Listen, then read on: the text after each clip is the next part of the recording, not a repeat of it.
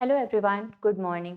आज की क्लास में हम क्या करेंगे, अपना न्यू सब्जेक्ट स्टार्ट करेंगे जो कि हमारा भारतीय साक्ष्य अधिनियम। ठीक है, भारतीय साक्ष्य अधिनियम को हम पहले किस नाम से जानते थे, क्योंकि हमें पता है कि हमारे जो तीन क्रिमिनल लॉज हैं, तीन न्यू क्रिमिनल लॉज जो हैं हमारे सीआरपीसी ओल्ड हैं और आईपीसी और प्लस इंडियन एविडेंस एक्ट, इनको क्या किया गया है 2024 में रिप्लेस कर दिया गया है न्यू क्रिमिनल लॉज से। ठीक है, इनके प्लेस पे क्या किया गया है, न्यू क्रिमिनल लॉज लेके आया गया है।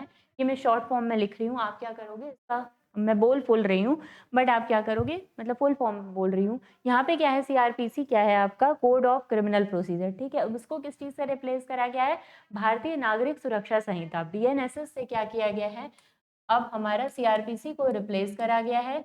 एंड देन आईपीसी को किस चीज से रिप्लेस करा गया है, तो आईपीसी को हमारा बीएनएस से, दैट इज भारतीय न्याय संहिता से रिप्लेस करा गया। और हमारा इंडियन एविडेंस एक्ट को किस चीज से रिप्लेस करा गया है, भारतीय साक्ष्य अधिनियम से हमारा इंडियन एविडेंस एक्ट को रिप्लेस करा गया है। ठीक है, जो कि आज की क्लास में हम क्या करेंगे, भारतीय साक्ष्य अधिनियम को यहाँ पे पढ़ेंगे। आज हमारा क्या है, बेसिकली इंट्रोडक्शन पोर्शन हम देखेंगे कि क्या क्या चीजें हमें क्या करनी है इस क्लास में पढ़नी है। तो भारतीय साक्ष्य अधिनियम 2023। ठीक, अब मैं देखती हूँ आपको इसके पहले क्या करना है आपको। ठीक है, हमारा जो भी सिलेबस है उसको कवर करने के पहले हमें क्या करना चाहिए, यहाँ पे ये पता होना चाहिए, अगर कोई भी एक्ट आप पढ़ रहे हो तो आपको ये चीज पता होनी चाहिए कि क्या है आपकी, उस एक्ट में टोटल कितने चैप्टर्स हैं, उस एक्ट में टोटल कितने पार्ट्स हैं, मतलब कितने पार्ट्स में उसको डिवाइड करा गया है, देन उसमें टोटल कितने सेक्शंस हैं, ये सारी चीज़ें आपको क्या होनी चाहिए, पता होनी चाहिए। दो यहाँ पे आपको ऑब्जेक्टिव पर्पज से नहीं पढ़ना है, बट स्टिल आपको अगर वो न्यू लॉ है तो आपको उस चीज़ के रिगार्डिंग, उस लॉ के रिगार्डिंग इतनी ओवरव्यू आपको पता होनी चाहिए। ठीक है, तो हम क्या करेंगे, सबसे पहले ये देखते हैं कि उस एक्ट में, मतलब भारतीय साक्ष्य अधिनियम जो कि हम आज पढ़ेंगे, ठीक है, उसमें टोटल कितने चैप्टर्स हैं या फिर टोटल कितने सेक्शंस हैं, या उनको किस पार्ट में डिवाइड करा गया है। ठीक है, तो लेट्स सी कौन कौन सी चीजें यहाँ पे हैं। तो हमें देखते हैं कि टोटल कितने चैप्टर्स हैं हमारे भारतीय साक्ष्य अधिनियम में। तो भारतीय साक्ष्य अधिनियम में टोटल 12 चैप्टर हैं। ठीक है, टोटल 12 चैप्टर्स हमारे भारतीय साक्ष्य अधिनियम में दिए गए हैं, जिन्हें हम क्या करेंगे, पूरी तरीके से कवर करेंगे, कंप्लीट करेंगे। ठीक है, अब उस 12 चैप्टर्स में क्या है, जब हम आगे की क्लास में प्रोसीड करेंगे चैप्टर वाइज, तो हम देखेंगे कि किस चैप्टर में क्या चीजें हैं। तो उस पूरे पूरे 12 चैप्टर्स को हम क्या करेंगे, पूरी तरीके से कवर करेंगे यहाँ पे। ठीक है, देन हम देखते हैं टोटल कितने सेक्शंस हमारे भारतीय साक्ष्य अधिनियम में दिए गए हैं। तो भारतीय साक्ष्य अधिनियम में टोटल 170 सेक्शंस दिए गए हैं। अब वहीं अगर मैं पूछूं आपसे कि हमारा जो इंडियन एविडेंस एक्ट था उसमें टोटल कितने सेक्शंस थे, क्योंकि आप एकदम भी उसको क्या नहीं कर सकते, इग्नोर नहीं कर सकते, एटलीस्ट फॉर 2 to 3 years आपको क्या करना पड़ेगा, पुराने लॉ को भी ये देखना पड़ेगा, क्योंकि ऐसे बहुत सारे, अगर आपको आगे जाके कॉम्पिटिटिव एग्जाम्स की प्रिपरेशन करनी है, तो अभी आपको अब तो नहीं पढ़ना है, बट स्टिल अगर आपको याद रहेगी चीज़ तो आपको रिलेट कर लोगे इजिली। अगर आपसे कोई पूछ लिया मान लीजिए कहीं पे भी, तो आपको पता होनी चाहिए। तो टोटल यहाँ पे क्या है, हमारे पुराने, that is Indian evidence act में टोटल कितने सेक्शंस थे, तो इंडियन एविडेंस एक्ट में 167 सेक्शंस थे, 167 सेक्शंस थे। ठीक है, देन अगर मैं पूछूं आपसे कि यहाँ पे हमारा टोटल पार्ट कितना है भारतीय साक्ष्य अधिनियम में, तो भारतीय साक्ष्य अधिनियम में टोटल 4 पार्ट में डिवाइड करा गया है। ठीक है, अब अगर मैं पूछूं आपका इंडियन एविडेंस एक्ट में कितने टोटल पार्ट्स थे, बताइए। इंडियन एविडेंस एक्ट में टोटल आपके सिर्फ 3 पार्ट्स थे। ठीक है, अब इसमें कोई नया पार्ट ऐड नहीं किया गया, ये भी मैं आपको बता दूं कि भारतीय साक्ष्य अधिनियम में कोई नया पार्ट ऐड नहीं किया गया है। जो हमारे 3 पार्ट्स थे इंडियन एविडेंस एक्ट के, उसी में से एक पार्ट को डिवाइड कर दिया गया है 2 पार्ट में, और उसी को हमारा क्या कर दिया गया है, 4 पार्ट बना दिया गया है। ठीक है, अब आपको ये भी पता होना चाहिए कि भारतीय साक्ष्य अधिनियम या फिर मतलब भारतीय साक्ष्य अधिनियम का इनेक्टमेंट डेट क्या है, और फिर हमारा उसका इन्फोर्समेंट डेट क्या है। तो आपको ये चीज़ पता होगी कि हमारे जो भी तीनों क्रिमिनल लॉज लेके आए गए हैं, उन तीनों न्यू क्रिमिनल लॉज के क्या है, सेम ही इन्फोर्समेंट डेट भी है और वही उनकी इनेक्टमेंट डेट भी है। ठीक है, तो इनेक्टमेंट डेट क्या है उनकी, इनेक्टमेंट डेट है 25 December 2023। ठीक है, एंड देन अगर मैं बात करूं कि इन्फोर्समेंट डेट इनकी क्या है, तो इन्फोर्समेंट डेट क्या है इनकी, इन्फोर्समेंट डेट है इनकी 1 जुलाई 2024। ये सारी चीज़ें आपको क्या है अपनी बेयर एक्ट के बारे में या अपने इस भारतीय साक्ष्य अधिनियम के रिगार्डिंग पता होनी चाहिए, ना कि सिर्फ भारतीय साक्ष्य अधिनियम के रिगार्डिंग आपको भारतीय नागरिक सुरक्षा संहिता एंड प्लस भारतीय न्याय संहिता के रिगार्डिंग भी ये सारी चीज़ें क्या होनी चाहिए, आपको पता होनी चाहिए। Okay, I hope this is clear to you. अब हम मूव करते हैं, अब हम देखते हैं कि किस तरीके से हम भारतीय साक्ष्य अधिनियम को किस तरीके से हम कौन सा प्रोसीजर फॉलो करके क्या करेंगे, उसे पढ़ेंगे। ठीक है, कि क्या क्या चीज़ें आपको भारतीय साक्ष्य अधिनियम में पढ़नी होती हैं, तो वो हम उसको क्या करेंगे, एक चार्ट में यहाँ पे ड्राफ्ट बनाया है मैंने, उसे आप क्या करोगे, एज इट इज़ यहाँ पे बनाओगे, जिसे मैं समझा भी दे रही हूँ कि क्या है इसमें। जैसे कि हम देखेंगे कि हम भारतीय साक्ष्य अधिनियम को यहाँ पे किस तरीके से 3 पार्ट में डिवाइड करके पढ़ेंगे, या फिर क्या-क्या चीज़ें हमारे पूरे भारतीय साक्ष्य अधिनियम में कवर की गई हैं। ठीक है? वहीं हमारा सेक्शन वाइज़ हम पढ़ेंगे तो हमें अलग-अलग चीज़ें मिल जाएँगी, और अगर हम एक टॉपिक वाइज़ पढ़ेंगे तो हमें एक टॉपिक के अंदर में पूरी चीज़ें मिल जाएँगी। ठीक है? तो सबसे पहले अगर हम भारतीय साक्ष्य अधिनियम पढ़ रहे हैं, तो हमें क्या चीज़ें आइडेंटिफ़ाई करनी होती है? सबसे पहले ये चीज़ देखनी होती है कि हमें प्रूफ क्या करना है, क्योंकि हम क्या कर रहे हैं, एविडेंस दे रहे हैं किसी चीज़ को प्रूफ करने के लिए। ठीक है? तो हम सबसे पहले आइडेंटिफाई करेंगे कि हमें प्रूफ करना क्या है। ठीक? क्या करना है? फैक्ट एंड इश्यू आपको प्रूफ करना है और रेलेवेंट फैक्ट आपको प्रूफ करना है। ठीक? अब फैक्ट एंड इश्यू क्या है, रेलेवेंट फैक्ट क्या है, ये हम क्या करेंगे, आगे की क्लासेस में इन डिटेल देखेंगे कि फैक्ट एंड इश्यू किसे बोलते हैं या रेलेवेंट फैक्ट किसे बोलते हैं। अगर आप मुझसे इन शॉर्ट पूछोगे तो मैं आपको बता देती हूँ कि फैक्ट एंड इश्यू क्या होता है। फैक्ट एंड इश्यू कोई भी ऐसा फैक्ट जिस पे एक पार्टी क्या कर रही है, असर्ट कर रही है, और दूसरी पार्टी क्या कर रही है, डिनाई कर रही है, उसी को हम क्या कहेंगे, वो हमारा फैक्ट एंड इश्यू है। ठीक है? रेलेवेंट फैक्ट्स क्या होते हैं? रेलेवेंट फैक्ट्स एक तरह से आप कह लो सपोर्टिव फैक्ट्स, और इसी रेलेवेंट फैक्ट को आप सर्कमस्टांशियल एविडेंस भी कहते हो। ठीक है? ये भी याद रखिएगा कि इसी रेलेवेंट फैक्ट को आप सर्कमस्टांशियल एविडेंस भी कहते हैं। जैसे आप पढ़ोगे, रेस जेस्चे हो गया, फिर कंडक्ट वगैरह के रिगार्डिंग ओकेजन, कॉज, इफेक्ट, ये सब प्रोविजंस जब हम पढ़ेंगे आगे की क्लासेस में, तो उसमें हम देखेंगे कि ये लोग डायरेक्ट नहीं होते हैं। ठीक है? ये लोग क्या करते हैं, एक तरह से जो मेन फैक्ट है उसको सपोर्ट करने का काम करते हैं। ठीक है? उसी को हम कहते हैं कि वो क्या है, रेलेवेंट फैक्ट्स हैं। ठीक? अब हम दूसरा, ये हमें पता चल गया हम क्या प्रूफ करेंगे। ठीक? अब हम देखते हैं कि उसको प्रूफ कौन करेगा। ये हमें पता चल गया कि हमें, ठीक है, ये फैक्ट एंड इश्यू और रेलेवेंट फैक्ट प्रूफ करना है। लेकिन अब उस चीज़ को प्रूफ करने के लिए कोई इंसान आएगा, कोई मशीन आएगी, कौन आएगा? तो यहाँ पे हमारा सेकंड क्वेश्चन अराइज़ होता है, हू विल प्रूव? ठीक? तो उसके लिए हम इंडियन एविडेंस एक्ट या भारतीय साक्ष्य अधिनियम में कौन-सा प्रोविज़न देखेंगे? बर्डन ऑफ प्रूफ पे जाएँगे। ठीक है? बर्डन ऑफ प्रूफ में भी हम देखेंगे कि किसके ऊपर बर्डन जो है प्रूफ करने का है, कि कौन वो पॉइंट जो है वो क्या करेगा, प्रूफ करेगा। ठीक है? अब उसमें भी क्या होना चाहिए आपका, प्रिज़म्पशन भी करती है कोर्ट। जो चीज़ें आप दे रहे हो उसमें कोर्ट प्रिज़म्पशन भी करेगी। प्रिज़म्पशन में भी आपका शैल प्रिज़्यूम आ जाएगा, मे प्रिज़्यूम आ जाएगा, कंक्लूसिव प्रूफ आ जाएगा। ये सारी चीज़ें भी आपकी क्या आ जाती हैं, इसी में आ जाती हैं प्रिज़म्पशन पे। ठीक है? कि जो आप बोल रहे हो वो सही बोल रहे हो, नहीं बोल रहे हो, तो प्रिज़म्पशन पे भी कोर्ट क्या करेगी, चलेगी वहाँ पे। हमें ये पता चल गया क्या प्रूफ करना है, हमें ये पता चल गया कौन प्रूफ करेगा। अब ये भी पता करना पड़ेगा कैसे प्रूफ करेगा। ठीक है? कोई मोड होगा, कोई प्रोसीजर होगा, कैसे प्रूफ करेगा? तो वहाँ पे वो ओरल या फिर डॉक्यूमेंट्री एविडेंस के फॉर्म में क्या करेगा, उस प्रोविज़न को प्रूफ करेगा वो। ठीक है? तो दिस इज़ द पैटर्न जिस पे हम क्या करेंगे, पूरे के पूरे भारतीय साक्ष्य अधिनियम को कवर करेंगे यहाँ पे। ठीक है? I hope this is clear to you. अब हम देखते हैं एक और बहुत ही बड़ा जो क्वेश्चन अराइज़ होता है, और प्लस आपके सिलेबस में भी वो पॉइंट है या टॉपिक है कि सब्सटैंटिव लॉ और प्रोसीजरल लॉ क्या होता है। ठीक है?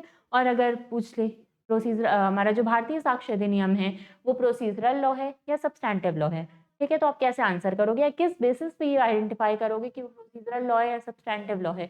कुछ एक बेस होगा ना जिस पे हम डिस्क्रिमिनेट करते होंगे, या सॉरी डिफरेंशिएट करते होंगे, not discriminate, that is differentiate करते होंगे कि ये एक्ट जो है, ये लॉ जो है हमारा क्या है, वो सब्सटैंटिव लॉ है, और ये लॉ जो है हमारा वो क्या है, वो प्रोसीजरल लॉ है। तो वो कौन से फैक्टर्स हैं या वो कौन से पॉइंट्स हैं जिसके बेस पे हम क्या करते हैं, डिफरेंशिएट करते हैं दोनों में, हम वो देखते हैं। ठीक है? तो हमारा लॉ जो है वो 2 पार्ट में डिवाइड होता है। ठीक है? सब्सटैंटिव लॉ और प्रोसीजरल लॉ। अगर मैं बात करूँ कि सब्सटैंटिव लॉ क्या है, ठीक है? सब्सटैंटिव लॉ बेसिकली हमें क्या करता है, जो भी राइट्स एंड लायबिलिटीज़ हैं, जो भी हमारी राइट्स एंड लायबिलिटीज़ हैं, वो बताने का काम कौन करता है, तो सब्सटैंटिव लॉ करता है। ठीक है? जैसे कि अगर हम बात करें, एग्ज़ाम्पल अगर मैं लूँ आपका बीएनएस का ही, बीएनएस में क्या होता है, बीएनएस में हमें ये पता है कि अगर हमारा कोई हर्ट हमें कोई क्या कर रहा है, ग्रीवियस हर्ट कॉज़ कर रहा है, ठीक है? ग्रीवियस हर्ट कॉज़ करा हमें, हम क्या करेंगे, मूव कर सकते हैं कोर्ट में कि हमें ग्रीवियस हर्ट हुआ है और ये चीज़ें, ये जो भी पनिशमेंट हमारे बीएनएस में दी गई होंगी ग्रीवियस हर्ट के रिगार्डिंग, उसको क्या करना पड़ेगा, उसको ले जाके हम कोर्ट में देंगे कि हाँ ठीक है, हमारे साथ ग्रीवियस हर्ट हुआ है, इस पर्सन ने क्या किया है, ग्रीवियस हर्ट कमिट किया है मेरे साथ और इसे आप क्या करिए, पनिश करिए, ठीक है? तो बीएनएस ने सिर्फ ये बताया कि ग्रीवियस हर्ट क्या होता है, ग्रीवियस हर्ट अगर कॉज हो रहा है तो उसकी पनिशमेंट क्या होगी, ठीक है? लेकिन उस पनिशमेंट को दिलाने के लिए प्रोसीजर अगर हम बात करें तो प्रोसीजर हम कहाँ देखेंगे, प्रोसीजर हम देखेंगे बीएनएसएस में, ठीक? अब उसी बीएनएसएस में ये प्रूफ करना पड़ेगा भाई, जो भी केस लेके जा रहा है प्रोसिक्यूशन, वो प्रूफ करेगा कि हाँ ठीक है, ये हमारे साथ क्या है, ग्रीवियस हर्ट हुआ है। अब इस चीज़ को प्रूफ करने के लिए वो क्या करेगा, एविडेंसेस देगा कि हाँ ठीक है, मैं यहाँ जा रहा था, यहाँ से इन्होंने क्या किया, इतना ज़्यादा मेरे फेस पे मारा कि मेरा फेस डिसफिगर हो गया। ग्रीवियस हर्ट का एक वो भी तो है ना, डिसफिगरेशन ऑफ फेस, ठीक है? या फिर इतना मारा कि मेरी कोई हड्डी टूट गई, ठीक है? तो वो सारी चीज़ें अगर ये प्रूफ कर देंगे, तो प्रूफ करने के लिए वो कहाँ जाएँगे? तो किस तरीके से क्या-क्या चीज़ें वो प्रूफ करेंगे, प्रूफ करने के लिए अपनी बात को वो कौन-सा पैटर्न फ़ॉलो करेंगे, वो कहाँ पे उसके लिए जाएँगे? तो बीएसए में जाएँगे।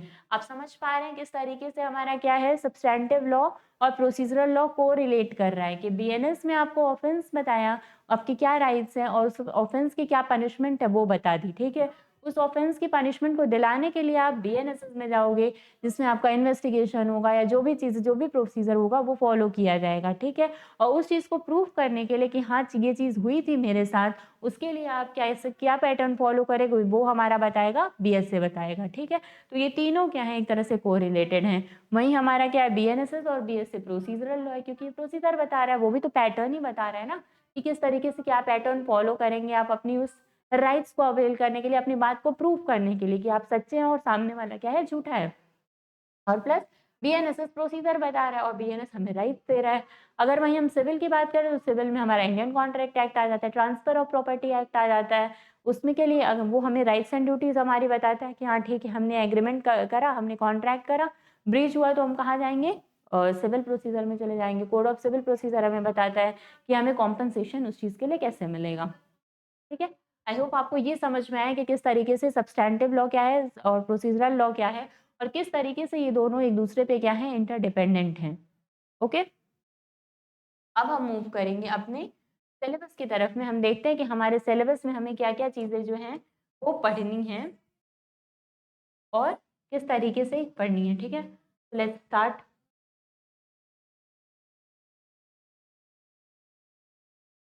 सबसे पहला यूनिट 1, हमारा जो सिलेबस का यूनिट 1 है उसमें क्या-क्या चीज़ें दी गई हैं हमें।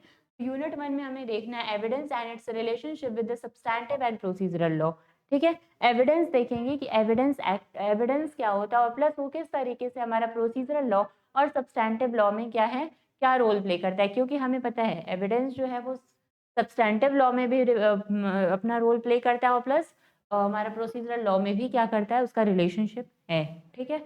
डेफिनेशंस हम देखेंगे, हमारे भारतीय साक्ष्य अधिनियम में कुछ इंपॉर्टेंट डेफिनेशंस दी गई हैं, ठीक है? इंपॉर्टेंट मतलब क्या है, अगर आप इंडियन एविडेंस की बात करेंगे, तो इंडियन एविडेंस में इतने सिस्टमैटिक फॉर्म में वो डेफिनेशंस नहीं दी गई थी।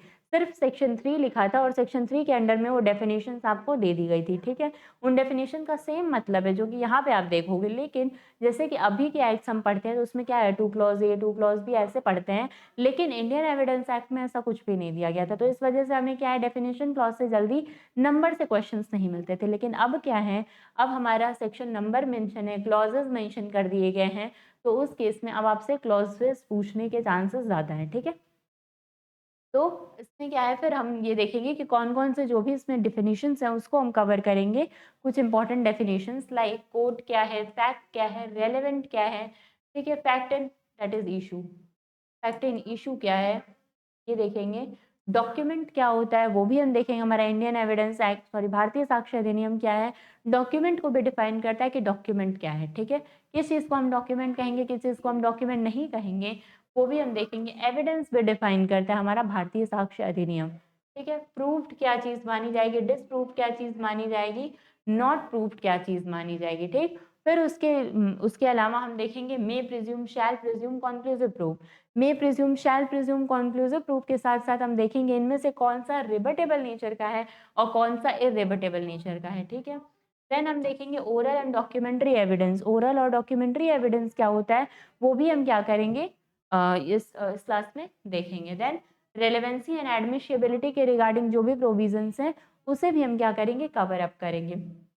एविडेंस में भी given of facts in issue and relevant facts, मतलब एविडेंस जो भी है वो क्या होगा, सिर्फ और सिर्फ आपका फैक्ट इन इशू और रेलेवेंट फैक्ट्स पे ही क्या किया जा सकता है, दिया जा सकता है। ये भी देखने का काम हम करेंगे कि क्या क्या चीज़ें आपके, फिर कौन से एविडेंस आप दे सकते हैं, कब हम मानेंगे कि हाँ ठीक है ये फैक्ट इन इशू है, इशू पे है, ये रेलेवेंट फैक्ट है, ये सब चीज़ें हम क्या करेंगे, कवर अप करेंगे। देन हम देखेंगे what is doctrine of res gestae, ठीक है, रेस जेस्चे के कॉन्सेप्ट को देखेंगे। फिर उसके अलावा आपका 567 क्या है, जो आपका सब्सिक्वेंट और प्रीवियस कंडक्ट की बात करता है, ओकेजन कॉज इफेक्ट की बात करता है।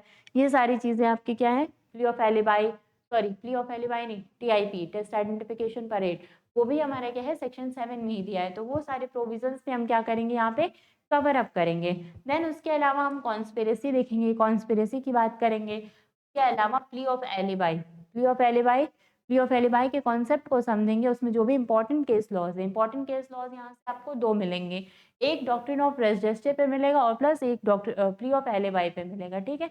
इन दोनों पे आपको बहुत सारे केस लॉज, बहुत सारे मतलब जो भी इंपॉर्टेंट केस लॉज है वो मिलेंगे, जो कि आपके कॉन्सेप्ट को क्या करेंगे, क्लियर करने का काम करेंगे, ठीक है। तो और उसके अलावा हम जो है सेक्शन 10 to 14 भी पढ़ेंगे, ठीक है। जो भी सेक्शन 10 से लेके 14 तक है बिजनेस एक्सीडेंट और इसके रिगार्डिंग, वो भी हम क्या करेंगे, बस बेयर रीडिंग उसकी करेंगे।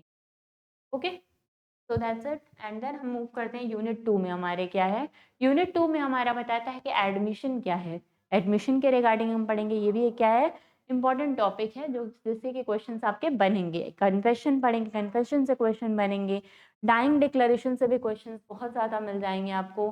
देन सेक्शन 27 पढ़ेंगे। फिर ओपिनियन, थर्ड पार्टी का क्या ओपिनियन, हम कब कहते हैं कि थर्ड पार्टी की ओपिनियन जो है वो रेलेवेंट होगी, ये भी हम क्या करेंगे, पढ़ेंगे यहाँ पे। देन पर्सन, और फिर रेलेवेंसी ऑफ कैरेक्टर, ये भी one of the most important topic है। यूनिट 2 में आपके जो भी टॉपिक्स दिए गए हैं वो सारे ही सारे टॉपिक्स आपके लिए आज के टाइम पे ही नहीं, आगे के लिए भी, फ्यूचर के लिए भी क्या है, बहुत ही ज़्यादा इंपॉर्टेंट है। तो इसको आप क्या करेंगे, अच्छे से कवर करेंगे, मैं भी कराऊंगी। फिर यूनिट 3 में क्या है, facts which need not to be proved, ये भी हम देखेंगे कि ऐसे कौन से फैक्ट्स हैं जिनको प्रूव करने की ज़रूरत नहीं है, वो ऑलरेडी क्या होते हैं, माने जाते हैं कि सेल्फ प्रूव्ड है, ठीक है। ऐसे भी कुछ फैक्ट्स हैं। अब जब ये सेक्शंस रीड करेंगे तो उसमें आपको समझ में आएगा।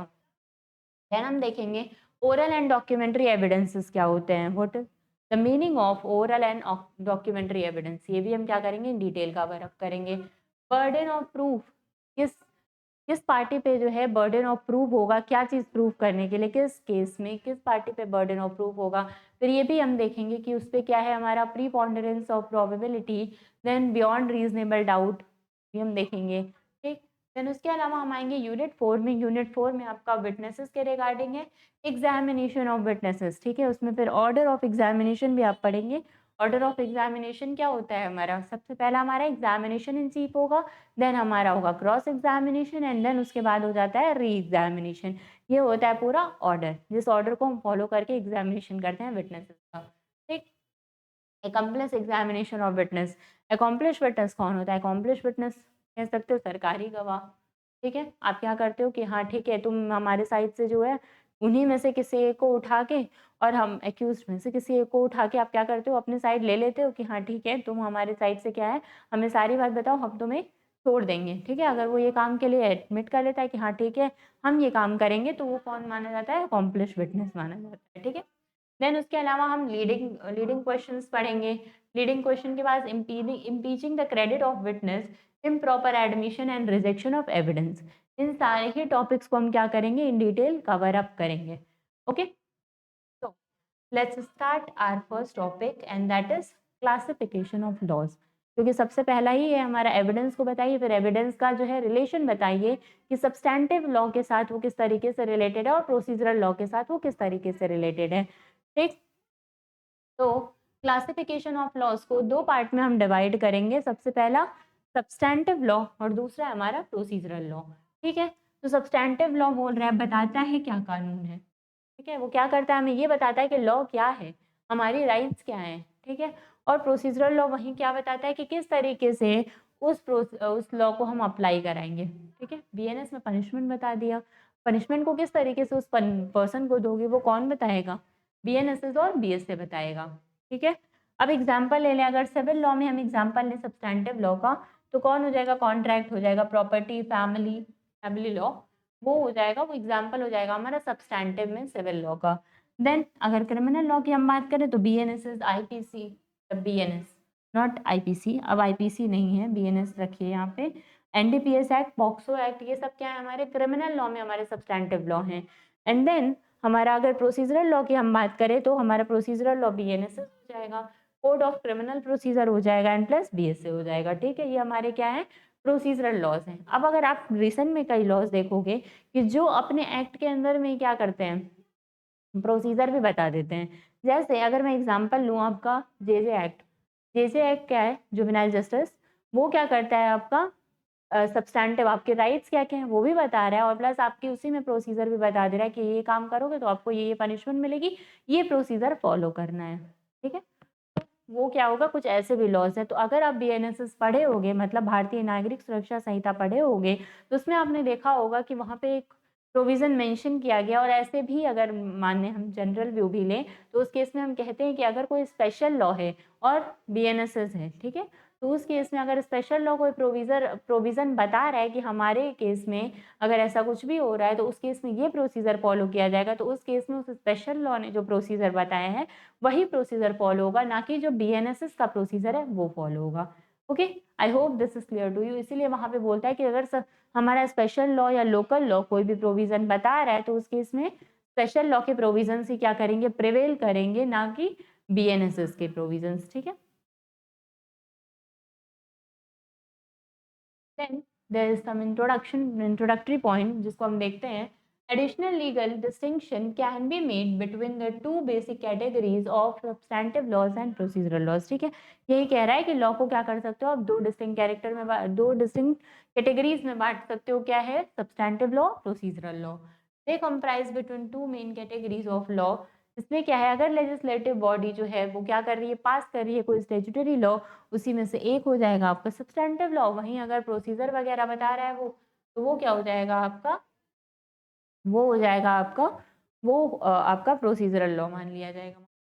यहाँ पे देखिए एक नया बैच स्टार्ट हो रहा है जो कि है एलएलबी फोर्थ सेमेस्टर के लिए, दैट इज सारथी बैच। ठीक है, सारथी बैच स्टार्ट किया जा रहा है। इस केस में आपको क्या करना है, जैसे कि अभी की क्लास में अगर बोलूँ आपको, बीएससी में क्या कर रही हूँ, सिर्फ और सिर्फ इंट्रोडक्टरी पोर्शन कवर कर रही हूँ। जो भी हमने आगे की क्लास पॉइंट्स पढ़े हमने अपने सिलेबस के, उनको मैं इन डिटेल क्या करूँगी, आगे की क्लासेस में कवर करूँगी, जो कि क्या है आपको इस बैच में मिलेगा। ठीक है, और इस बैच में आपको फोर्थ सेमेस्टर के जितने भी टॉपिक्स हैं, जितने भी सब्जेक्ट्स हैं, उसको क्या किया जाएगा, इन डिटेल कवर अप किया जाएगा। और इसमें क्या-क्या चीज़ें आपकी 100% सिलेबस कवरेज है, मतलब कि फोर्थ सेमेस्टर में जितने भी सब्जेक्ट्स हैं उनको क्या किया जाएगा, इन डिटेल इस बैच में कवर किया जाएगा।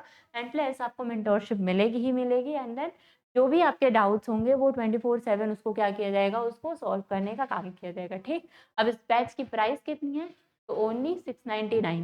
ठीक, तो 699 में ये बैच मिलना है, जिसमें मैं क्या करूँगी, आपको इन डिटेल पूरा बीएसए पढ़ाऊँगी और मैम भी जो भी सब्जेक्ट्स होंगे, मतलब फोर्थ सेमेस्टर में जो भी सब्जेक्ट्स होंगे उनको क्या किया जाएगा, कवर किया जाएगा इन डिटेल। ठीक है, do enrol now as fast as you can.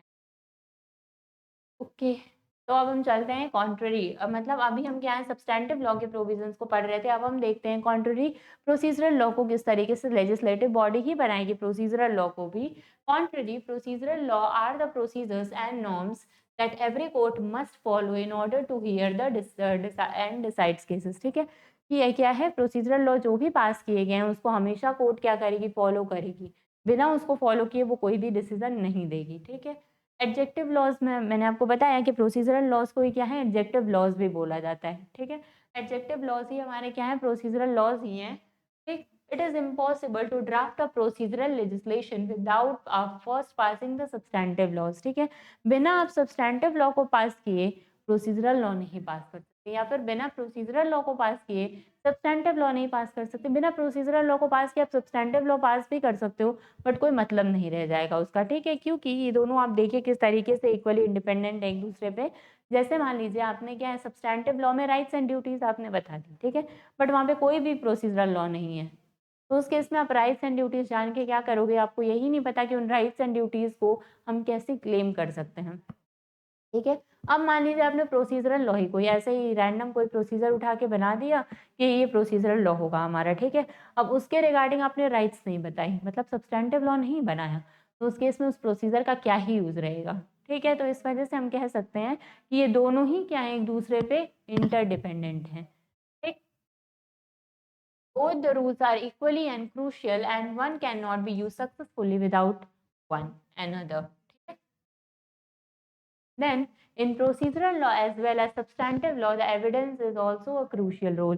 क्योंकि जब तक आप प्रूफ नहीं करोगे चीज़ों को, तो प्रोसीजर क्या करेगा? प्रोसीजर में भी आपका क्या है, प्रोसीजरल लॉ पढ़ोगे, तो उसमें एविडेंस की बातें तो करता ही है कि आपको इस तरीके से क्या करना है, अपनी जो भी बातें हैं, वो रखनी है, अपने फैक्ट्स को क्या करना है, प्रूफ करना है, ठीक है? तो वो बातें यहाँ पे जो है एविडेंस में ही दी गई हैं। तो इस केस में प्रोसीजरल लॉ और सब्सटैंटिव लॉ जो है, उसको आगे बढ़ाने के लिए, उसको सही तरीके से कंप्लाई कराने के लिए एविडेंस एक्ट भी जो है हमारा बहुत ही ज़्यादा क्रूशियल रोल प्ले करता है यहाँ पे। While substantive law regulates how the facts of the cases should be handled and establishes the charge for the crime, procedural law specifies the process that the case must be follow. ठीक? In all court proceedings, substantive law specify the person's rights and duties। वही सारी चीज़ें इसमें लिखी हैं, आप पढ़ोगे तो आपको समझ में आ जाएगा कि क्या है, substantive law rights and duties बताता है, वहीं प्रोसीजरल लॉ हमारा क्या है, सिर्फ और सिर्फ हमारा प्रोसीजरल लॉ हमें ये बताता है कि क्या प्रोसीजर हम फॉलो करेंगे। ओके, देन अब हम आते हैं व्हाट इज एविडेंस। हम देखते हैं एविडेंस का क्या मतलब हमें, क्योंकि हमें क्या है पूरी तरीके से एविडेंस ही पढ़ना है, तो हमें ये पता होना चाहिए कि एविडेंस का मतलब क्या होता है, ठीक है? क्योंकि भारतीय साक्ष्य अधिनियम में आप एविडेंस के रिगार्डिंग ही तो सारी एविडेंस के इर्द गिर्द ही सारे प्रोविजंस क्या करेंगे, मूव कर रहे हैं, तो हमें ये तो पता होना चाहिए कि एविडेंस का मतलब क्या है यहाँ पे। ठीक, in court of law the evidence is a crucial to prove a claim fact। ठीक है, आपने क्या चीज डिमांड की है कोर्ट से, आपने क्या चीज क्लेम किया है कोर्ट में, इस चीज को प्रूफ करने के लिए कि हाँ ठीक है आपका ये डिमांड है, वो चीज सही है, ये चीज प्रूव करिए, करने के लिए आपको क्या करना पड़ेगा, एविडेंस देना पड़ेगा। ठीक, तो यहाँ पे क्या पड़े, आपको जो भी क्लेम्ड फैक्ट्स है उसको प्रूव करने के लिए भी क्या है, एविडेंस देना पड़ेगा यहाँ पे। तो एविडेंस क्या करता है, बहुत ही ज्यादा क्रूशियल रोल प्ले करता है यहाँ पे। ठीक, however, not all the asserted facts that are regarded as evidence by the parties are necessarily admissible in court। ठीक है, अब इसमें मान लीजिए ये क्या कह रहा है, ये कह रहा है कि जरूरी नहीं है कि जो भी एविडेंसेस आप बोलोगे कोर्ट में, जो भी चीजें आप दोगे कोर्ट में, वो सारे के सारे क्या है, एडमिशेबल मान लिए जाएंगे। ठीक है, इसमें मान लीजिए अगर कोई डिस्प्यूट है प्रॉपर्टी के रिगार्डिंग, ठीक है, प्रॉपर्टी के रिगार्डिंग ए एंड बी में कोई डिस्प्यूट चल रहा है, ठीक है, प्रॉपर्टी के रिगार्डिंग, और इसमें क्या है, बी जो है कोई कोई डॉक्यूमेंट दे रहा है कोर्ट में, ठीक है, प्रॉपर्टी के रिगार्डिंग जो भी डॉक्यूमेंट्स आप दे रहे हो, इसमें दे रहा है, मान लो इनका है चार, इनके पास क्या है, चार तरीके की प्रॉपर्टी है, मतलब इनके पास चार जमीन है, ठीक है, और इसी के साथ साथ वो बोल दे रहा है कि हमारी शादी जो है मैरिड विद सी, इसका भी मैरिज सर्टिफिकेट दे रहा है। ठीक, एक डॉक्यूमेंट वो दे रहा है कि इनके पास, बी के पास क्या है, चार प्रॉपर्टी है, और उसी के साथ साथ एक डॉक्यूमेंट वो अपना मैरिज सर्टिफिकेट का लगा दे रहा है। तो भाई जब यहाँ पे प्रॉपर्टी डिस्प्यूट चल रहा है, तो प्रॉपर्टी डिस्प्यूट में आपके मैरिज सर्टिफिकेट का क्या काम है, कहीं से भी वो रेलेवेंट है मैरिज सर्टिफिकेट यहाँ पे, उनको कोई फ़र्क नहीं पड़ता कि आपकी शादी किससे हुई है, ठीक है? उनको प्रॉपर्टी के रिगार्डिंग जो भी डॉक्यूमेंट्स हैं वो दीजिए। तो ये मैरिज सर्टिफिकेट क्या हो जाएगा, इर्रेलेवेंट हो जाएगा यहाँ पे। तो क्या कोर्ट इस एविडेंस को एडमिट करेगी? तो ये वही पार्टी तो दे रही है, क्या इसको एडमिट करेगी? तो इसको एडमिट नहीं करेगी। तो यही कह रहा है ये बात कि ज़रूरी नहीं है कि जो भी एविडेंसेस आप दे रहे हो, कोर्ट उसको क्या करे, एडमिट ही करे। Okay? I hope this is clear to you. Then आता है evidence is something that is used to support और rebut, that is rebut an argument. ठीक है, एविडेंस क्या करता है, वो सपोर्ट करने का काम करेगा। जो भी एविडेंस आप दे रहे हो वो या तो आपकी बात को सपोर्ट करेगा या फिर कोई और अगर एविडेंस दे रहा है तो वो एविडेंस आपकी बात को रिबट करेगा। लाइक ये पेन है, मैं बोल रही हूँ ये पेन क्या है, ब्लैक कलर की है, ठीक, मेरा एविडेंस इसको सपोर्ट कर रहा है। वहीं मैं बोल दूँ कि नहीं ये पेन ब्लैक नहीं है, व्हाइट कलर की है, मैं फैक्ट को क्या कर रही हूँ, रिबट करने के लिए एविडेंस दे रही हूँ, ठीक है। तो एविडेंसेस जो भी दोगे वो फैक्ट को या तो वो एविडेंस रिबट करेगा या फिर उसको सपोर्ट करेगा, ठीक है। Evidence is defined as information used in a court to prove something, ठीक है। एविडेंस को किस तरीके से डिफाइन कर सकते हो आपने ऑलरेडी यहाँ पे ऑक्सफोर्ड लर्नर्स डिक्शनरी ने क्या किया है, उसको डिफाइन करा है किस तरीके से कि इसको क्या कर सकते हो, ये एक इंफॉर्मेशन है जिसको आप यूज कर सकते हो किसी भी चीज को प्रूव करने के लिए, okay. Thus, the proof must be unambiguous। ये भी याद रखिएगा कि जो भी एविडेंसेस आप दोगे वो क्या होना चाहिए, अनएम्बिगस होना चाहिए। यहाँ पे एम्बिगस नहीं होना चाहिए, मतलब क्लैरिटी के साथ आप जो भी फैक्ट्स जो भी प्रूफ दोगे वो दोगे। देन आता है हमारा the Indian evidence act 1872 states that India evidence refers to all the declaration made in a court by a witness, मतलब जितने भी डिक्लेरेशन विटनेसेस देंगे अपने कोर्ट में regarding the facts being investigated, ठीक है। जो भी फैक्ट जिस पे इन्वेस्टिगेशन चल रही है उसके रिगार्डिंग जो भी विटनेसेस जो भी अपने पॉइंट्स रखेंगे, जो भी एविडेंसेस देंगे वो सारे के सारे क्या है, एविडेंस हैं, ठीक है। Documentary evidence includes both spoken comments like this and all any document, मतलब इसमें क्या कह रहा है कि एविडेंस क्या कर रहा है आपका ओरल ओरल एविडेंस को भी इंक्लूड करेगा, डॉक्यूमेंट्री एविडेंस को भी इंक्लूड करेगा। यहाँ पे कंसिडरेशन इंक्लूडिंग इलेक्ट्रॉनिक रिकॉर्डिंग, लेकिन ये इलेक्ट्रॉनिक रिकॉर्डिंग क्या एविडेंस एक्ट में था। However, it is important to distinguish between the ideas of evidence and law of evidence। ठीक है, अब हम अगर बात करें कि पर्पस क्या है हमारे एविडेंस का, the purpose of legal system is to uphold justice by using the best evidence available to ascertain the truth. ठीक है, आप कई सारे एविडेंसेस दोगे लेकिन कोर्ट क्या है, सारे एविडेंसेस को कंसिडर नहीं करेगी डिसीजन देते टाइम। वो जिसमें से जो सबसे बेस्ट एविडेंस होगा जो कि क्या करेगा, ये प्रूव कर देगा कि हाँ ठीक है आप ही ने वो काम किया है, उस एविडेंस को उठाएगी और उस एविडेंस पे क्या करेगी, आपका डिसीजन देगी वो कोर्ट, ठीक है। तो यहाँ पे पर्पस यही है कि लीगल किसी भी लीगल सिस्टम का कि जो भी एविडेंसेस आप दे रहे हो उसमें से बेस्ट को ऑप्ट करके और उस पर आप क्या करो, डिसीजन दे दो। देन हमारा भारतीय साक्ष्य अधिनियम किस तरीके से वो क्या करता है, डिफाइन करता है इंडियन एविडेंस एविडेंस को, that is 2 clause 1 sub clause ई में। ठीक है, क्या डिफाइन कर रहा है वो कि define evidence to include both oral and documentary, ठीक है, इंक्लूड करेगा स्पेसिफिकली एक्सपैंडिंग। अब इस डेफिनेशन को एक्सपैंड करा गया है किस तरीके से, क्योंकि एविडेंस में ओरल और डॉक्यूमेंट्री एविडेंसेस के साथ साथ में क्या इंक्लूड कर दिया गया है, इलेक्ट्रॉनिक और डिजिटल रिकॉर्ड, ठीक है।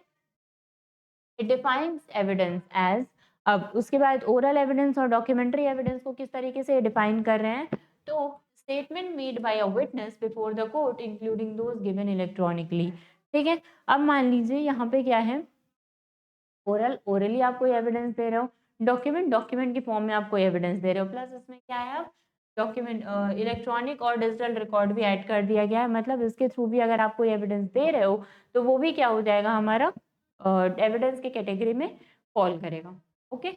So this is what the oral and documentary evidence. इस चीज़ को हम क्या करेंगे इन डिटेल कि क्या ओरल एविडेंस होता है, कब हम ओरल एविडेंस दे सकते हैं या फिर कब जो है डॉक्यूमेंट्री एविडेंस दे सकते हैं, कि दोनों में से ज़्यादा प्रेफरेंस किसको दी जाती है। आपको भी बताएं कि डॉक्यूमेंट्स को ज़्यादा प्रेफरेंस दी जा सकती है। दो यहाँ पे ये कभी कभी होता है सिचुएशन कि डॉक्यूमेंट अवेलेबल है लेकिन डॉक्यूमेंट रहते हुए भी आप ओरल एविडेंस दे सकते हो, तो वो कौन सी सिचुएशन होगी, ये सारी चीज़ें हम क्या करेंगे आगे की क्लासेस में इन डिटेल कवर करेंगे।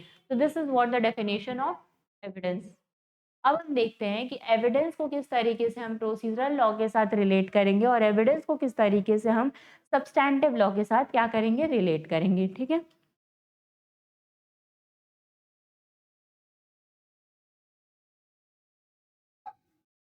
ओके, तो हम देखते हैं कि the part of law that controls the litigation process is known as procedural law, ठीक है।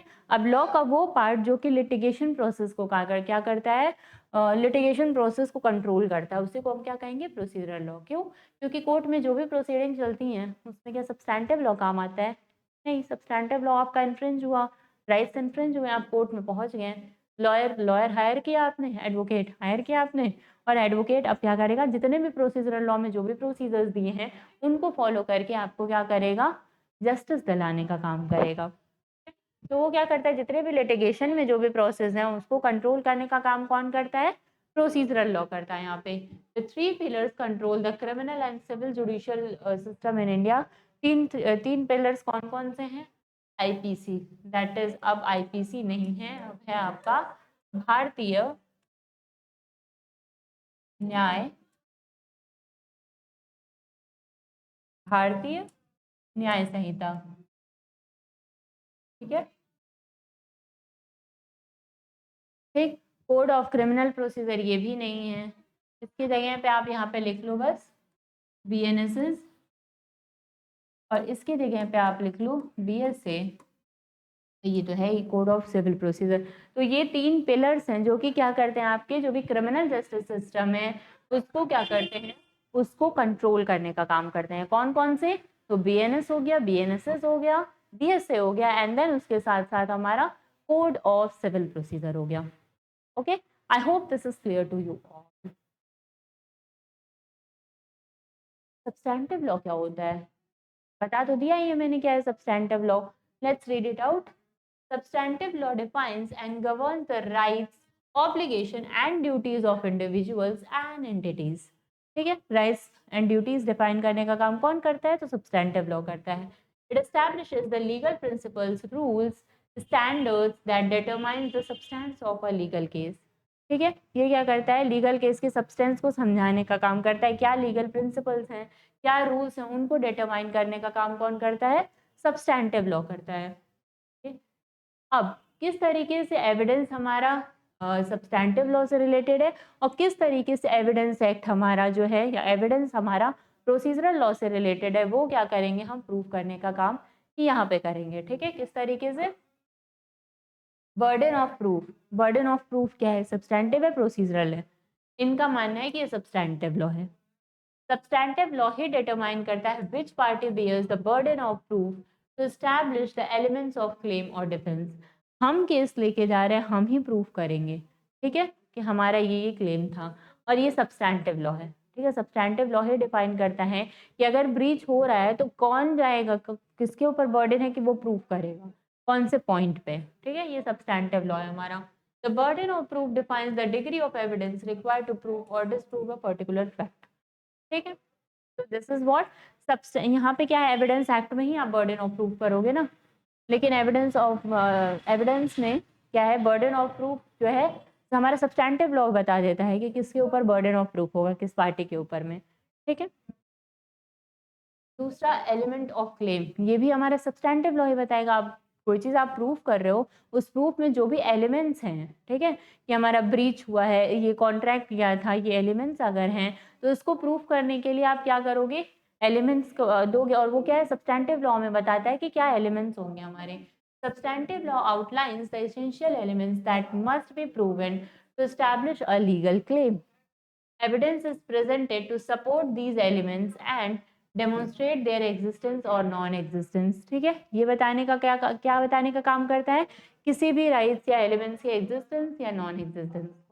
ओके, तीसरा किस तरीके से रिलेटेबल है, लीगल स्टैंडर्ड्स बताता है। ठीक है, substantive law sets a legal standard such as beyond a reasonable doubt in criminal cases and preponderance of evidence in civil cases।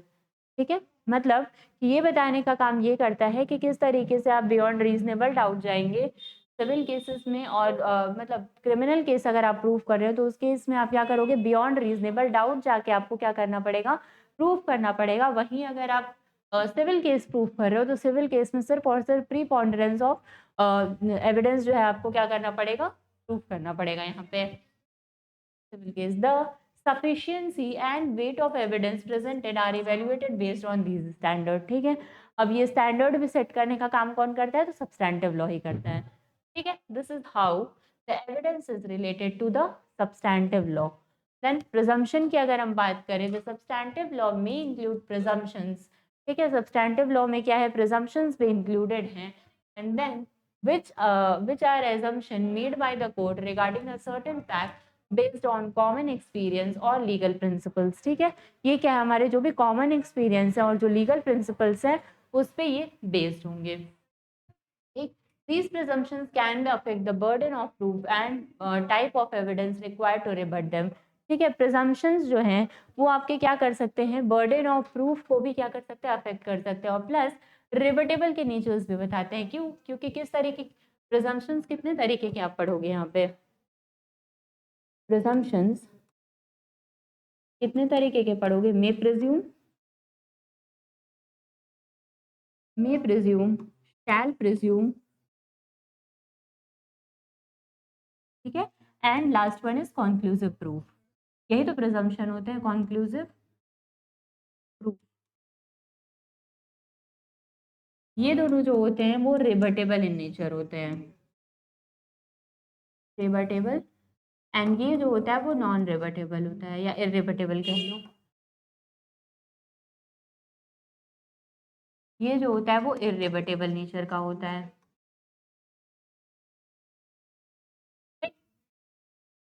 अब यहाँ पे यही कह रहा है कि प्रिजम्पशन क्या आपको हेल्प करने का काम करता है। प्रिजम्पशन अगर कर रहे हो तो कौन से केसेस रिबटेबल नेचर के होंगे, कौन से केसेस इरिबटेबल नेचर के होंगे। ठीक है,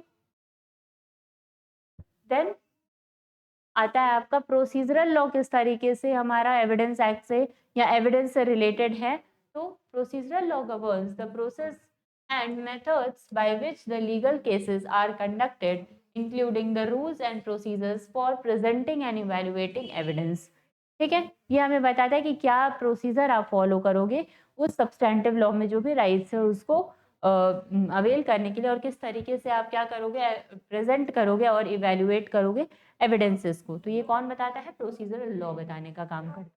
अब इस तरीके से हम ये देखेंगे एविडेंस एंड प्रोसीजरल लॉ में क्या किस तरीके से रिलेशनशिप हो सकता है। तो एडमिशिबिलिटी, वो फैक्ट एडमिशेबल है या नहीं है, एडमिशेबल नेचर का है या नहीं है जो आप प्रोड्यूस कर रहे हो कोर्ट में, ये फाइंड आउट करने का काम, ये बताने का काम कौन करेगा, प्रोसीजरल लॉ करेगा। ठीक है, sets out rules for the admissibility of evidence. ठीक है, प्रोसीजरल लॉ क्या करता है, रूल बताता है कि किस तरीके से कौन सा एविडेंस जो है एडमिशेबल होगा नेचर में।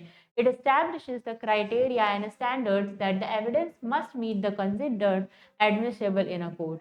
These rules ensure fairness, reliability and the proper presentation of evidence। ठीक है, ये क्या करता है, ये हमें बताता है कि कब हम उस फैक्ट पर रिलाई करेंगे, किस तरीके से क्या मोड यूज करके हमें क्या करना है, वो एविडेंस को प्रोड्यूस करना है कोर्ट में जाके।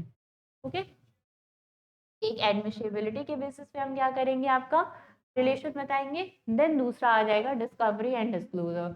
Procedural law governs the process of discovery and disclosure where the parties exchange relevant evidences prior to trial। ठीक है, डिस्कवरी और जो भी हमारे प्रोविजंस डिस्कवरी के रिलेटेड है या डिस्क्लोजर से रिलेटेड है, तो उनको भी कंट्रोल करने का काम कौन करता है, तो प्रोसीजरल लॉ ही हमारा वो बताता है हमें ट्रायल के पहले। It establishes the obligation of the parties to disclose and produce evidences ensuring transparency and fairness in the litigation process. ठीक है, कि सारी चीज़ें आपको बतानी है, कुछ भी छुपाना नहीं है, ताकि क्या है, फेयर प्रोसेस चल सके लिटिगेशन की। ओके, देन आता है हमारा एग्जामिनेशन ऑफ विटनेसेस। जो विटनेसेस का एग्जामिनेशन है वो भी प्रोसीजरल नेचर का ही है हमारा। Procedural law regulates the examination and cross-examination of witnesses. It provides guidelines on questioning techniques। ठीक है, ये क्या करता है, टेक्निक्स, जो भी टेक्निक्स हम प्रोवाइड करते हैं कि किस तरीके से क्वेश्चन करना है, हमें क्या क्वेश्चन करना है, क्या क्वेश्चन नहीं करना है, ये भी बताने का काम हमें क्या करता है, प्रोसीजरल लॉ ही करता है। ठीक है, किस टेक्निक्स की क्या विटनेसेस की ड्यूटी होती है, ये भी बताने का काम कौन करता है, प्रोसीजरल लॉ करता है। These rules ensures the effective presentation and evaluation of evidences through witnesses testimony। ठीक है, तो इस तरीके से एग्जामिनेशन ऑफ विटनेसेस हमारा जो है वो भी प्रोसीजरल लॉ का पार्ट है। देन आता है हमारा burden and standard of proof. किस तरीके से स्टैंडर्ड ऑफ प्रूफ को डिटरमाइन करना है, किस पे क्या बर्डन होगा, ये भी हमारा सब्सटैंटिव लॉ भी बताता है और प्रोसीजरल लॉ भी बताता है। Procedural law determines the allocation of burden of proof and the standard of proof applicable in this case. In a case, these factors influence the presentation, evaluation, and weight given to the evidence by the court। किस evidence को कितना wait देना है, ये भी हमारा क्या है, प्रोसीजरल लॉ ही डिटरमाइन। देन आता है हमारा appeal and review. Procedural law governs the rules and procedures for appealing or reviewing decisions। ठीक है, अगर किसी कोई डिसीजन आया, उसकी अपील लेके जानी है आपको या फिर उसको रिव्यू कराना है, तो उस केस में क्या प्रोसीजर आप फॉलो करोगे, वो भी कौन बताता है, प्रोसीजरल लॉ ही बताता है। Based on evidences it establishes the grounds for challenging a decision based on errors in the admission और evaluation of evidences. Okay, then The next one is what? The distinction between वो क्या था हमारा, एक तरह से हमने देखा कि किस तरीके से प्रोसीजरल लॉ से और सब्सटैंटिव लॉ से हमारा एविडेंस को रिलेट कर रहा है। ठीक है, किस तरीके से उसका क्या रिलेशनशिप है, ये हम देख रहे हैं। देन अब हम देखते हैं कि the distinction between substantive and procedural law was made explicit in the supreme court case. किसमें एक्सप्लिसिटली बताया गया था कि सब्सटैंटिव लॉ और प्रोसीजरल लॉ दो अलग चीजें हैं। तो कमिश्नर ऑफ वेल्थ टैक्स और मेरठ वर्सेस श्रवण कुमार स्वरूप एंड सन्स के केस में इसमें क्या किया गया था, बताया गया था कि सब्सटैंटिव लॉ और प्रोसीजरल लॉ में क्या डिफरेंस है। Okay, according to the court procedural laws are those that specifies how rights and obligations are to be exercised and enforced respectively, whereas the substantive law fixes duty and establishes rights and responsibilities among and for the real artificial people। ठीक है, वही चीज है कि procedural law procedure बताएगा और substantive law क्या करेगा, आपका राइट्स एंड ड्यूटीज बताने का काम करेगा। ठीक है, नाउ लेट्स कंक्लूड। रिलेशन हमने पढ़ ही लिया, एविडेंस हमने देख लिया, क्या रिलेशन होगा हमारा प्रोसीजर और सब्सटैंटिव में, क्या रिलेशन एविडेंस के साथ होगा प्रोसीजर और सब्सटैंटिव का, ये हमने क्या किया, देख लिया। Conclusion, it is challenging to hold a trial and make a decision without proof. ठीक है, ऑब्वियस सी बात है, बिना प्रूफ के आप ट्रायल कैसे कंडक्ट कर सकते हो, बिना प्रूफ के आप एविडेंस, बिना एविडेंस के आप डिसीजन कैसे दे सकते हो। तो बहुत क्रूशियल रोल प्ले करता है हमारा एविडेंस। ठीक है, difficult to establish. It is difficult to establish a veracity of the disputed claim or problem or to establish the guilt or innocence of the accused। ठीक है, बिना एविडेंस के आप गिल्ट है, एक्यूज गिल्टी है या इनोसेंट है, ये भी नहीं प्रूव कर सकते हो। Therefore, the evidence is a crucial to every phase of trial, including, let's say, the decision of the case। ठीक है, केस को डिसाइड करने के लिए जो एविडेंस है हमारा, वो बहुत ही ज्यादा क्रूशियल रोल प्ले करता है यहाँ पे। Okay, then in procedural law, the evidence is utilized for things like document inspection, electronic evidence preservation, etc। इस तरीके से प्रोसीजरल लॉ में हमारा एविडेंस क्या करता है, काम करता है। और सब्सटैंटिव लॉ में the accusation of against the suspect are made using the evidence. ठीक है, एक्यूजेशन जो है, जो भी एलिगेशंस लगाए जाते हैं, वो अभी एविडेंस के थ्रू ही किए जा सकते हैं। ठीक है, while the trial is taking place in the court, evidence can potentially be altered। ठीक है, ट्रायल के time, in order to do that the prosecution must explain it to the court and occasionally such evidence may also be disregarded। ठीक है, this is all about the हमारा substantive procedural, फिर आपका evidence. उसके अलावा हमने इस क्लास में क्या किया, आपका जो भी सिलेबस था उसको हमने पूरा डिटेल में देखा। फिर हमने देखा कि हम बीएसए को किस तरीके से 3 पार्ट में डिवाइड करके पढ़ेंगे, ये चीज़ें हमने देखा। And that's it. ठीक है, तो आज की क्लास हम क्या करेंगे, यहीं पे एंड करेंगे। एंड फिर हम क्या करेंगे, नेक्स्ट क्लास में मिलेंगे आपको। ओके, लेट्स वेट, यहाँ पे कुछ और स्लाइड्स बची हैं। ठीक है, ये स्लाइड्स कवर कर लेते हैं हम, उसके बाद मैं क्या करूँगी, इस सेशन को यहाँ पे एंड करूँगी। ठीक है, like laws that both substantive and procedural are crucial to the administration of justice. वही सारी चीज़ें आपको कंक्लूजन में लिखनी है। आप देखते होगे कि आपको क्या है, सारी चीज़ें आपने प्रूव कर दी, अब कंक्लूजन में वही चीज़ें तो कंक्लूड करके आप लिखोगे जिसके फेवर में आपने वो चीज़ें बोली हैं। ठीक है, the right and duties end of an individual towards other and the state are covered by the substantive laws। ठीक है, कि क्या राइट्स एंड ड्यूटीज होंगी अपनी तरफ भी, सामने के लिए भी, किसी स्टेट के अगेंस्ट भी, वो सारी चीजें प्रोवाइड करने का काम कौन करता है, तो हमारा सब्सटैंटिव लॉ करता है। The goal and subject of legal dispute are likewise covered by these statutes। On the other hand, the procedural law regulates and control the course of every individual cases litigation। ठीक है, procedure then आपका आता है the substantive and procedural laws work best when combined. ठीक है, obvious सी बात है, दोनों जब साथ में आएंगे तभी तो बेस्ट रिजल्ट दे पाएंगे ना, एक इंडिविजुअल कभी भी बेस्ट रिजल्ट नहीं देगा। एक procedural law outlines how the law should be applied, whereas substantive law explains the fundamental principle and guidelines governing the application of the law. ठीक है, Honorable Supreme Court correctly said that a procedural litigation is always subordinate to the substantive litigation. ये line आप अपने conclusion में जरूर लिख के आना। क्या सुप्रीम कोर्ट की ये लाइन है क्या? प्रोसीजरल लॉ जो हमेशा सबॉर्डिनेट होगा सब्सटैंटिव लॉ के, and this has been established in several decision. वो डिसीजन क्या है वो आपको जानने की ज़रूरत नहीं है, आपको बस इतना जानना है कि हमेशा प्रोसीजरल लॉ सब्सटैंटिव लॉ के सबऑर्डिनेट काम करेगा। तो that's it, and I hope आपको मेरी चीज़ें जो भी मैंने समझाई आपको वो समझ में आई। This was just an introductory portion of the syllabus, and next class से हम क्या करेंगे, जो भी डेफिनेशन हमने देखे कि जो भी डेफिनेशन पोर्शन है हमारे सिलेबस में उसको हम क्या करेंगे, इन डिटेल कवर अप करेंगे। एंड आई होप आपको चीज़ें समझ में आई। अगर कोई भी डाउट होगा तो आप मेरे से क्या कर सकते हो, नेक्स्ट क्लास में पूछ सकते हो। तो थैंक यू, बाय बाय।